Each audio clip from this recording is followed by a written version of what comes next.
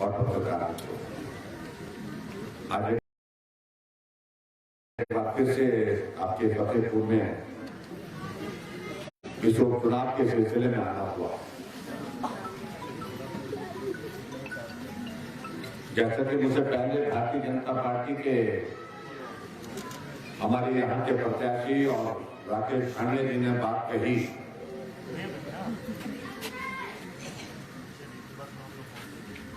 कि इस विधानसभा क्षेत्र में ये उपचुनाव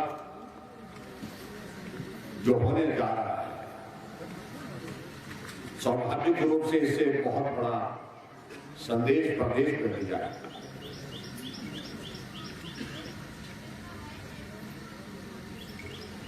हिमाचल प्रदेश में इस वक्त कुल मिलाकर के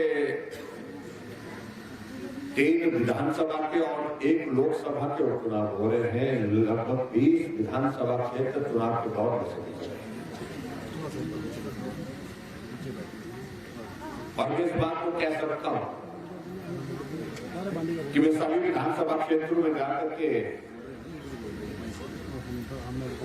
आया हूं और मैं इस बात को कह सकता हूं आप सबके बीच में, सभी विधानसभा क्षेत्र में भारतीय जनता पार्टी बहुत बड़े बहुमत के साथ आगे बढ़कर के जो है वो जीत हासिल करेगा।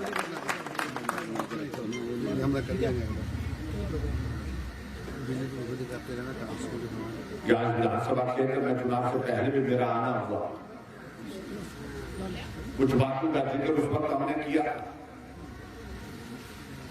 और उनमें से बहुत सारी चीजों को लेकर के हमने जमीनी स्तर पर जो काम करने की जरूरत थी वो जरूरतें हमने पूरी करने की कोशिश की है। और ये चुनाव जिसका जिक्र यहां किया जा रहा था मुझसे पहले कि 1 साल के बाद फिर हम विधानसभा के चुनाव में जा रहे हैं,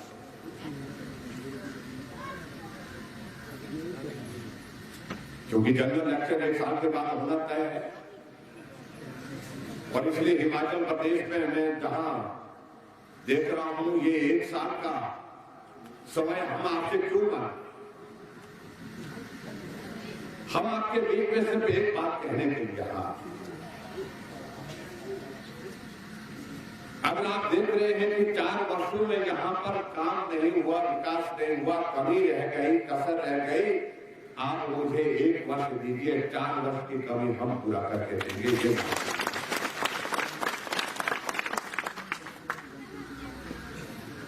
और भाई देव जी आपके बीच में से पार्टी के कार्यकर्ता के रूप में काम करने वाले कार्यकर्ता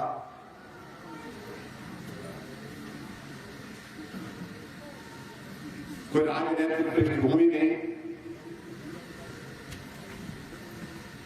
और इस प्रकार से यहां काम करते हुए समाज के बीच में अपनी एक जगह बनाई और जब हमने यहां पर आकर के सब साथियों से बातचीत की तो हमें भी लगा कि नवदेव ठाकुर जी को इस बार भारतीय जनता पार्टी का टिकट दे करके इस चुनाव में हमको उतारना चाहिए, पार्टी ने तय किया। और आज इस बात को मैं महसूस करता हूं कि निश्चित रूप से यहां पूरे सभी जगह अगर आप देखें, सभी जगह पे आप जो रिपोर्ट ले रहे हैं, इस विधानसभा क्षेत्र में भारतीय जनता पार्टी के हमारे प्रत्याशी नवदेव ठाकुर जी बहुत बड़े बहुमत के साथ जो है वो जीत करके विधानसभा में 2 तारीख को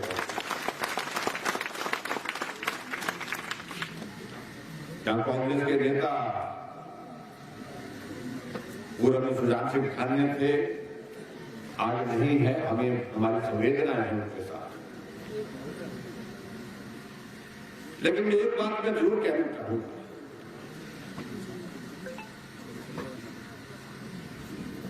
कि आप प्रचार करने के लिए कुछ दिनों पहले शायद कुछ नेता कांग्रेस पार्टी के आए,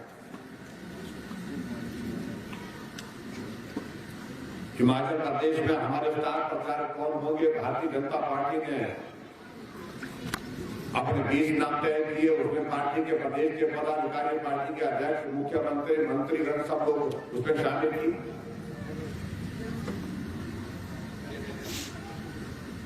लेकिन आप देखिए कांग्रेस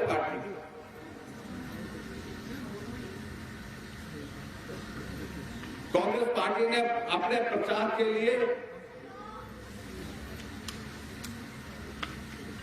जो स्टार प्रचारक की सूची बनाई उसमें नाम कौन कौन थे? बिहार का कन्हैया कुमार उसमें स्टार प्रचारक। और मुझे लगता है कि आप लोगों को जानकारी होनी चाहिए कि ये स्टार प्रचारक कन्हैया कुमार जिसको यहां पर ला करके शायद निकले कहने सभा भी की, ये कौन है? ये कन्हैया कुमार वो कन्हैया कुमार है जो जेएनयू में कम्युनिस्ट हुआ करता था। ये कन्हैया कुमार वो कन्हैया कुमार है जो जेएनयू में नारे लगाता था, भारत तेरे टुकड़े हो गया आजाद। ये कन्हैया कुमार वो कन्हैया कुमार है जो नारे लगाता था जेएनयू में, अफजल हम शर्मिंदा है, तेरे कातिल जिंदा है। अफजल कौन था? अफजल वो था जिसने लोकसभा पर हमला करवाया था, दर्जनों लोग उसमें मारे गए। ये कन्हैया कुमार वो है जो भारत के सैनिक कश्मीर में महिलाओं का उत्पीड़न करते ये कहता है। वो कांग्रेस पार्टी का स्टार प्रचारक घूम करके यहां पर अपनी बात कहता है। इससे दुर्भाग्यपूर्ण मौत से कोई हो नहीं सकती है।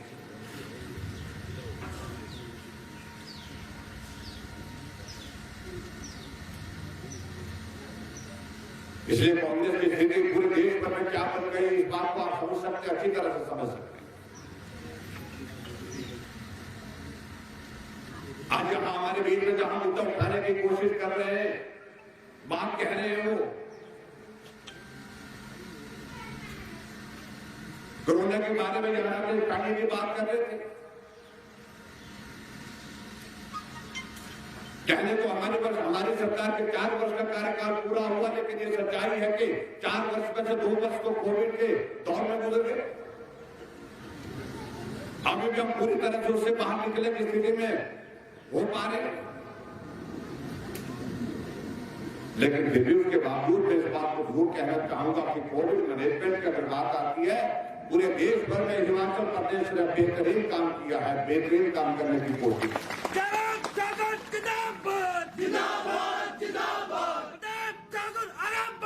हम तुम्हारे साथ हैं। लेकिन कांग्रेस ने क्या किया? हमारे पार्टी का कार्यकर्ता को हमने कहा कि सरकार को कर ही रही है, लेकिन पार्टी के साथियों को भी कहा हमने, अगर कोरोना के इस दौरान कोई आदमी कहीं भूखा है तो उसको भोजन दीजिए, किसी को अगर राशन देने की जरूरत है तो राशन दीजिए। हमारा महिला मोर्चा ने लगभग 55 लाख मास्क बना करके लोगों के बीच में बांटे। लेकिन कांग्रेस क्या करती है? कांग्रेस यही कहती है कि नहीं हुआ, वो नहीं हुआ, ऐसा होना चाहिए था, वैसा होना चाहिए था। ऐसे सलाह दे रहे थे जैसे कि पता नहीं कितनी सदियों से ये कोविड का इलाज करते थे। इसलिए बहुत सारी बातें कहने, हमारे सामने ऐसी परिस्थिति पैदा हो गई कि आदमी की जिंदगी को पहले बचाया जाए या काम करें। हमने काम करने की कोशिश की, काम को भी रुकने नहीं दिया, और काम के साथ साथ में आदमी की जिंदगी सबसे ज्यादा कीमती है, इसलिए आदमी की जिंदगी कैसे बच सके उसके लिए हमने काम करने की कोशिश की। आज हम कांग्रेस के नेताओं से पूछते हैं, तुम 50 साल सत्ता में रहे, कितने ऑक्सीजन के प्लांट आपकी सरकार के दौरान हिमाचल प्रदेश में लगे? सिर्फ 2 ऑक्सीजन प्लांट। और आज हमारे हिमाचल प्रदेश में सरकारी हॉस्पिटल में 28 ऑक्सीजन के प्लांट लग चुके हैं। 28 ऑक्सीजन के प्लांट जो हमसे हिसाब पूछ रहे हैं, उनसे पूछो कि आपने हिमाचल प्रदेश में 50 साल सत्ता में रहने के बाद कितने वेंटिलेटर सरकारी क्षेत्र में थे? 50 वेंटिलेटर थे, उसमें आधे काम नहीं करते थे। और आज हमारे पास हिमाचल प्रदेश में 900 वेंटिलेटर हिमाचल प्रदेश सरकार के पास है। 2.5 लाख से ज्यादा लोग हमारे दूसरे प्रदेशों में फंसे हुए थे। हिमाचल के बच्चे पढ़ने के लिए कोटा गए थे, कोटा राजस्थान में लॉकडाउन लग गया और ऐसे हालात में बच्चे वहां पर कमरे के अंदर सूखा ब्रेड पानी के साथ खा रहे थे। वीडियो भेजा, रोते रोते हमको घर ले चलो। हमने प्रधानमंत्री जी से बात की, गृहमंत्री जी से बात की। हिमाचल से हमने 60 बसें रवाना की, कोटा से उन बच्चों को उठा करके बसों में डाल करके उनके घर तक छोड़।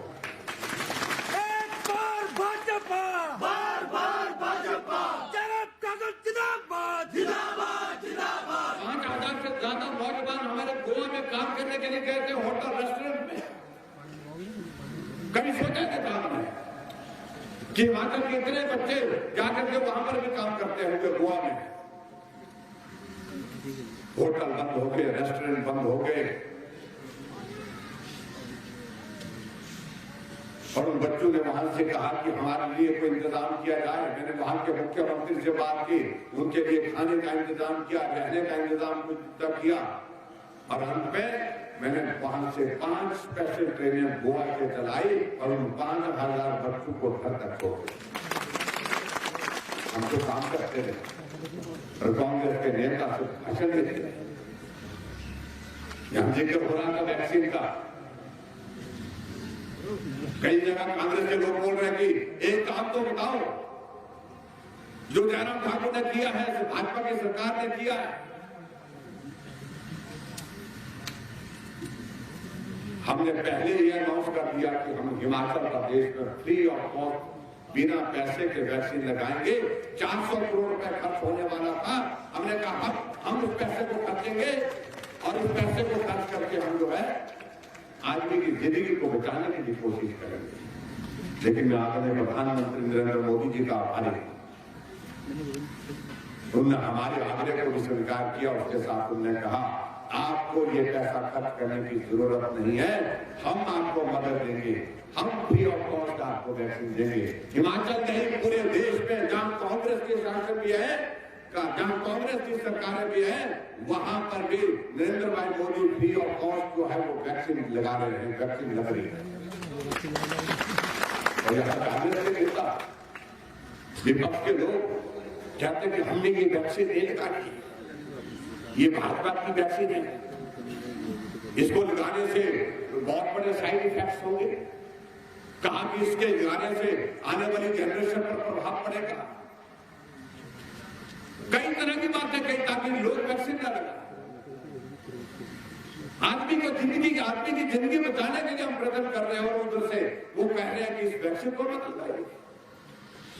और आज हम देख रहे हैं कि वही कांग्रेस के नेता वैक्सीन सेंटर में जाकर के वैक्सीन लगा रहे हैं और नर्स से पूछ रहे हैं कि अगली डोज कब लगेगी। हमारे लिए प्रसन्नता का विषय है कि हमने हिमाचल प्रदेश में वैक्सीन के अभियान में पूरे देश में पहला स्थान हासिल किया। नंबर 1 पर सबसे पहले किसी प्रदेश में वैक्सीन को पूरा किया, फर्स्ट डोज को कंप्लीट किया तो हिमाचल उसमें पहला। आपके कांगड़ा जिला के बड़ा बंगाल का गांव 160 लोग वहां उस गांव में रह रहे। हमने कहा वहां पर वैक्सीन कैसे पहुंचेगी? कहा कि 4 दिन जाने को लगेंगे, 4 दिन आने को लगेंगे। ये त्रिलोक कपूर जी को पता है, ये गए वहां पर शायद। हमने हेलीकॉप्टर में वैक्सीन डाली, डॉक्टर की टीम, नर्सों की टीम डाली और वहीं जाकर के जितने भी लोग थे 160 से ज्यादा लोग वहीं बड़ा बंगाल में उनको वही वैक्सीन लगा के दिया। मैं डोडरा को आ गया, जिस विधानसभा क्षेत्र से भी मत सिंह जी 6 बार मुख्यमंत्री रहे और डोडरा द्वारा अभी तक सड़क से ठीक तरह से जुड़ा नहीं। लेकिन मैं अपने साथ 2,500 वैक्सीन साथ लेकर के, डॉक्टर की टीम के साथ लेकर के वहां पर वैक्सीन लगाने का अभियान हमने पूरा किया।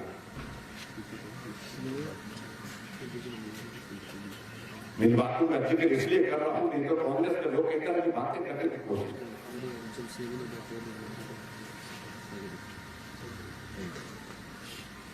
और यहां फतेहपुर में आप सबके बीच का आमंत्रण निवेदन करने के लिए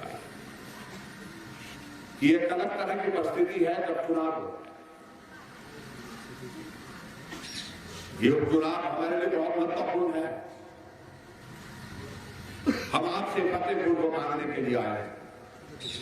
आप 1 साल के लिए ही इस फतेहपुर को हमारे पास दीजिए और 1 साल के बाद जो है आप स्वयं बोलेंगे फतेहपुर भाजपा के साथ आगे भी रहेगा, हमेशा रहेगा, क्योंकि यहाँ जिस तरह से काम की जरूरत है, विकास की जरूरत है, उसके लिए मुझे बलदेव की जरूरत है, बलदेव ठाकुर की। लोग कई बातें कहेंगे, कई लोग बोले कि परिवर्तन की बात शुरू करो, परिवर्तन शुरू करो। अरे सरकार तो दिल्ली में भी भाजपा की बनी हुई है, सरकार हिमाचल प्रदेश में भी भारतीय जनता पार्टी की बनी हुई है, सरकार चल रही है। जरूरत है इस वक्त सरकार को मजबूती देने की, सरकार का साथ देने, सहयोग देने। और जब साथ चलने वाला साथी मिलेगा तो स्वाभाविक रूप से काम करने का हौसला, आनंद आता है। अगर साथ चलने वाला साथी नहीं होता है तो स्वाभाविक रूप से आप सारी चीजों को समझ सकते हैं कि उसमें काम करने में कठिनाई है। चुनाव से पहले मैं आपके यहाँ पर आया, आप लोगों ने कुछ बातों का जिक्र किया था, वो बातें हमने करने की कोशिश की है। आपने राजा का तालाब के लिए कहा कि उप तहसील होनी चाहिए, हमने उप तहसील वहां पर रे में आपने कहा कि 24 घंटों वहां पर जो है सामुदायिक स्वास्थ्य केंद्र वहां पर चलना चाहिए, उसके लिए हमने कहा कि उसका हम करेंगे। हमने अनाउंस किया है, आचार संहिता समाप्त होने के बाद बहुत सारी चीजें जो कमिटमेंट के रूप में की है, एक एक को पूरा करूंगा, ये मैं आपके बीच में करूंगा। 2 तारीख को चुनाव समाप्त हो जाएगा, उसके बाद आप देखेंगे 3 तारीख से फतेहपुर विधानसभा क्षेत्र के अंदर एक एक वादा जो किया हुआ है, उसे एक एक वादे को पूरा करेंगे। और मैं तो ये कहना चाह रहा हूं कि ये फतेहपुर आप फतेह करिए। निश्चित रूप से जब जीत का जश्न होगा, हम उस जीत के जश्न में शामिल होंगे और जीत के जश्न में शामिल होने के साथ साथ में और भी चीजें अगर आपको लगती है विधानसभा क्षेत्र में काम करने के लिए कुछ रह गई है, वो सारी चीजें उसके बाद भी हम करेंगे, क्योंकि हिमाचल प्रदेश में अभी 1.25 साल हमारी सरकार का वर्तमान सरकार। और ये भी मैं कहना चाहता हूं, आने वाले समय में भी सरकार भाजपा की कोई ताकत नहीं रोक सकती है, क्योंकि हमने हिमाचल प्रदेश में काम करके इस बात को साबित किया है।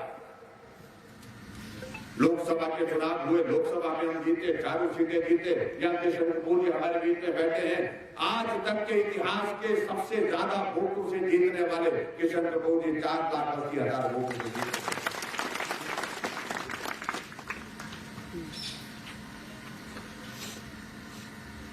हम 68 के 68 विधानसभा क्षेत्र में जीते, उपचुनाव हुए उसमें हम जीते, पंचायत के चुनाव हुए उसमें हम जीते, कोरोना का ये दौर आया उसमें भी हम जीत करके बाहर निकल रहे हैं, आगे बढ़ रहे हैं। और ये हमारा पूरा 4 साल का कार्यकाल परीक्षा के दौर में से गुजरा है। एक परीक्षा ये हो रही है, फतेहपुर का चुनाव हो रहा है, अर्जी का चुनाव हो रहा है, दुर्गापुर खाई का उपचुनाव हो रहा है और मंडी लोकसभा का उपचुनाव हो रहा है। मैं आपके बीच में ये कहना चाहता हूं, इस परीक्षा में भी हम सफल होंगे निश्चित रूप से। मंडी लोकसभा तो हम बहुत बड़े रिकॉर्ड के साथ जीतने वाले और आपकी विधानसभा क्षेत्र बहुत बड़े बहुमत के साथ जीतने वाले।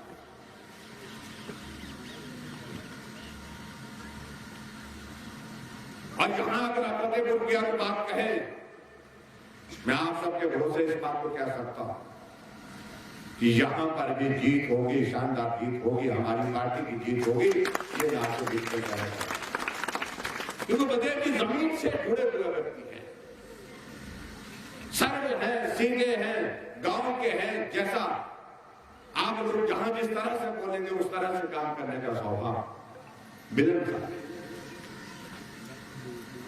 ये सबसे बड़ी बात है। मैं कांग्रेस के कैंडिडेट के बारे में कुछ नहीं कहना चाहता, मैं दूसरे लोगों के बारे में कुछ नहीं कहना चाहता। लेकिन कई बार विचित्र परिस्थिति हमारे सामने ऐसी खड़ी हो जाती है। मंडी का लोकसभा का चुनाव चला है और कांग्रेस के नेता कह रहे हैं कारगिल का युद्ध तो युद्ध था ही नहीं, वो तो मामूली सी घुसपैठ थी, बस उनको खदेड़ना था, ऐसा बोलते थे किसने? 527 सैनिक, नौजवान सैनिक जो है की शहादत वहां पर हुई और 52 सैनिक हिमाचल प्रदेश के उसके शहीद हुए। उसको मामूली घुसपैठ कहते हैं। ये कांग्रेस के नेताओं की सोच है। और कांग्रेस के नेता, एक नेता बोलने लगा कि तो वहां पर ब्रिगेडियर कुशवाहा ठाकुर जो हमारी पार्टी के कैंडिडेट हैं, उनके बारे में ये भी कहने लगे कि क्या ब्रिगेडियर कुशवाहा ठाकुर अकेला वहां पर इस लड़ाई को जीतने के लिए गया था? उनको मालूम होना चाहिए ब्रिगेडियर ब्रिगेड को कमांड करते हैं और लड़ने वाला तो सैनिक होता है। लेकिन हमारे लिए खुशी की बात है जो वो बोल रहे हैं अपना ही नुकसान कर रहे हैं। और कांग्रेस पार्टी की स्थिति क्या हो रही पूरे देश भर में आप अंदाजा लगाएं।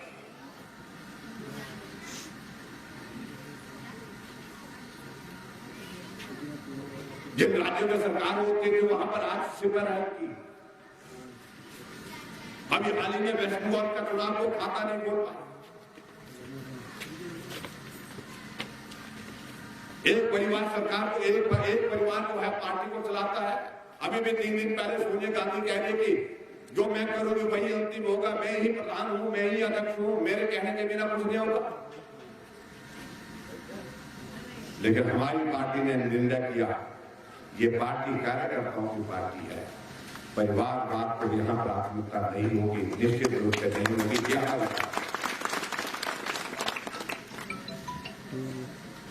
हम भी साधारण कार्यकर्ता थे। ये झंडे लगाना, दरी बिछाना, पोस्टर लगाना, अनाउंसमेंट करना, ये अपने आप किया है, वर्षों तक किया। ऐसा नहीं है कि 1 साल 2 साल किया। हमारी कोई राजनीतिक पृष्ठभूमि नहीं है, ना परिवार से आगे ना पीछे था कोई राजनीति में, ना आगे। लेकिन कार्यकर्ता को सम्मान देना ये हमारी पार्टी है।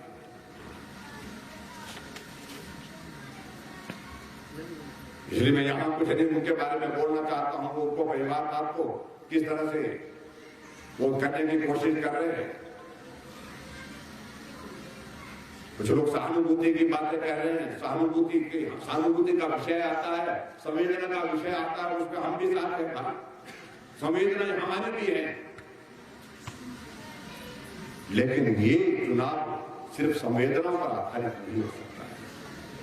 इस चुनाव में हमको आने वाले समय में फतेहपुर का विधायक कौन होना चाहिए, फतेहपुर में विकास कौन कर सकता है। वर्तमान में सरकार दिल्ली में भाजपा की, प्रदेश में भाजपा की सरकार है, ऐसी स्थिति में काम करो।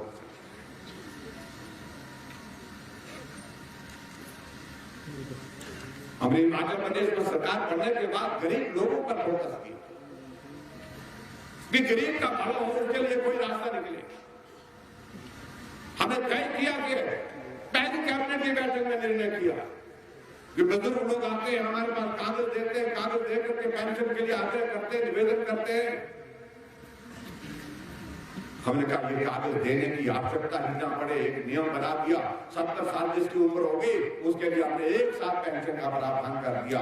750 पहले मिलती थी, हमने 1500 का पेंशन का प्रावधान। पहला निर्णय बुजुर्गों के लिए समर्पित किया। बुजुर्गों की वजह से हमने दुनिया को सीखा, समझा, देखा।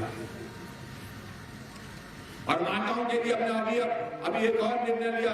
70 नहीं 65 साल के ऊपर की जितने भी माता है उन सबके लिए पेंशन का प्रावधान आए, सिवा में छूट देने।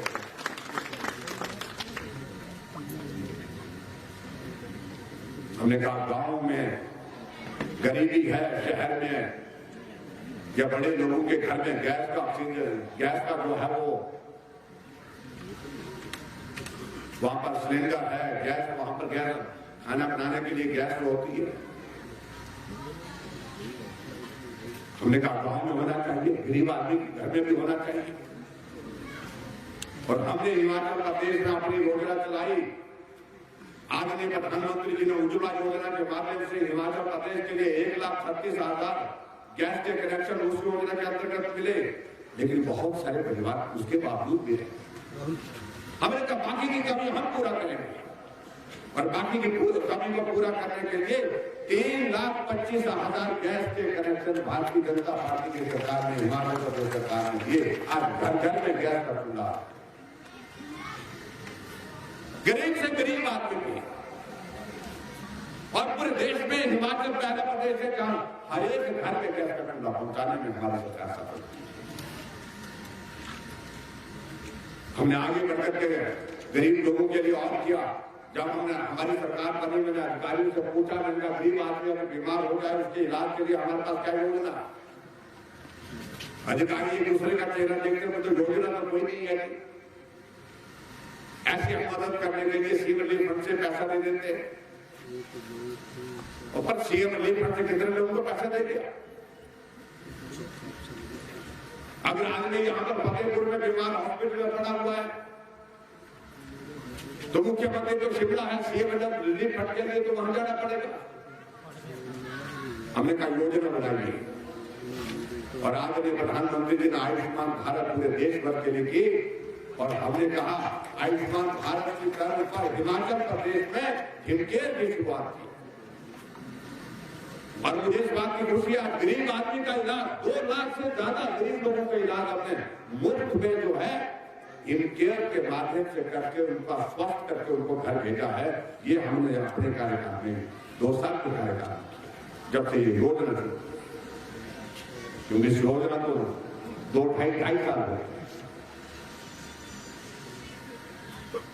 और आगे हमको इस बात को लेकर के एक और निर्णय लिया कि जो ऐसी बेटियां हैं जो गरीब परिवार की है, बीपीएल परिवार की बेटियां हैं, उन बेटियों की शादी करने के लिए कुछ मदद करनी चाहिए। हमने तय किया जो भी बेटी गरीब होगी, बीपीएल परिवार की होगी, general category, schedule caste, schedule tribe, जिस भी कैटेगरी की होगी, जिस दिन शादी होगी तो हम जो है 31,000 रुपए श्रम के तहत अपनी ओर से सरकार के पूरे खाते में, ऐसी योजना हम हिमाचल प्रदेश में योजनाओं का जिक्र करेंगे तो बहुत लंबी बात है। किसान सम्मान निधि के अंतर्गत 6,000 रुपए, फसल हो अच्छी हो, वो भी आपकी फसल नहीं हो तो भी आपके लिए मदद करने के लिए प्रधानमंत्री जी ने शुरुआत की। अगर हम जिक्र करते रहेंगे प्रदेश और केंद्र सरकार की योजनाओं का बहुत वक्त लगेगा। आज तो मैं सिर्फ एक निवेदन करने के लिए चाहिए, ये फतेहपुर चाहिए, हर हालत में चाहिए। हिमाचल प्रदेश में भारतीय जनता पार्टी की सरकार बहुमत के साथ है, लेकिन फिर भी मैं इस बात के लिए कह रहा हूं ये फतेहपुर आपको चाहिए, और आप इसको जिता करके भेजिए, बलदेव जी को जिता करके भेजिए। 4 साल को काम में कमी रह गई होगी, 1 साल का मौका दीजिए, 1 साल में उसका पूरा करेंगे। ये मैं आपके लिए कहना चाहता हूँ, और बाकी सारी चीजों को लेकर के मुझे ज्यादा कुछ कहने की आवश्यकता नहीं है। मेरा आप सबसे विनम्र निवेदन है कि 23 तारीख को आप मतदान केंद्र पर जाएंगे तो भारतीय जनता पार्टी के चुनाव चिन्ह के सामने जो है कमल का फूल का बटन दबा करके भाई बलदेव जी को अपना आशीर्वाद देंगे। बलदेव जी हिमाचल प्रदेश की विधानसभा में पहुंचेंगे, और विधानसभा में पहुंचने के बाद जो यहाँ पर फतेहपुर ग्राम विकास के लिए अगर कमी रही है, कसर रही है, उस कमी का जिम्मा मैं देता हूँ, उसको हम पूरा करेंगे। इतनी बात कहते हुए आपको आज के कार्यक्रम में आए, आपका बहुत बहुत धन्यवाद। नमस्कार, जय हिंद, जय श्री राम।